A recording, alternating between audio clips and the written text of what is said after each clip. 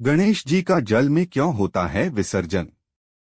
12 दिन तक घर के सदस्य की तरह बप्पा की सेवा करने के बाद अनंत चतुर्दशी पर जल में उनका विसर्जन कर दिया जाता है।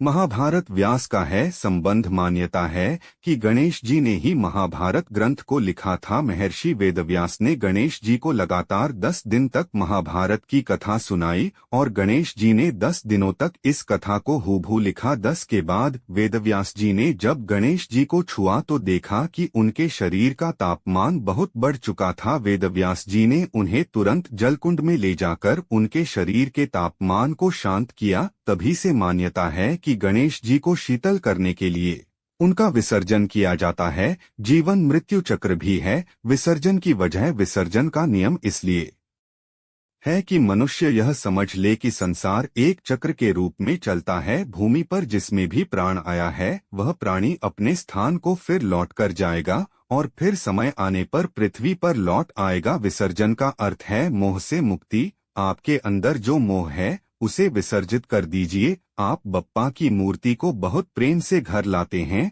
उनकी छवि से मोहित होते हैं, लेकिन उन्हें जाना होता है, इसलिए मोह को उनके साथ विदा कर दीजिए और प्रार्थना कीजिए कि बप्पा फिर लौट कर आएं। इसलिए कहते हैं गणपति बप्पा मोरया।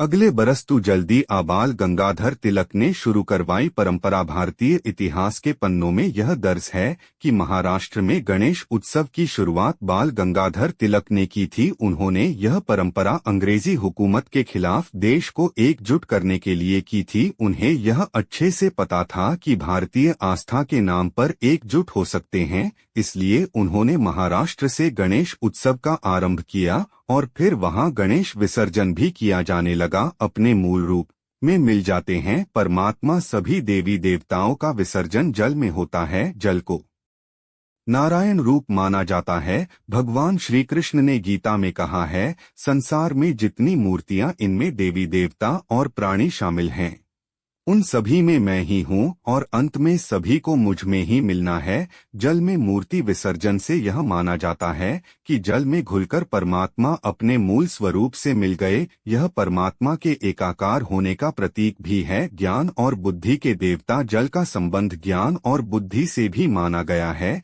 जिसके कारक स्वयं भगवान गणेश हैं। जल में विसर्जित होकर भगवान गणेश साकार से निराकार रूप में घुल जाते हैं। पंचतत्व वो में से एक है जल। जल को पंच तत्वों में से एक तत्व माना गया है, जिनमें घुलकर प्राण प्रतिष्ठा से स्थापित गणेश की मूर्ति पंच तत्वों में समाहित होकर अपने मूल स्वरूप में मिल जाती है। सनातन धर्म की जय।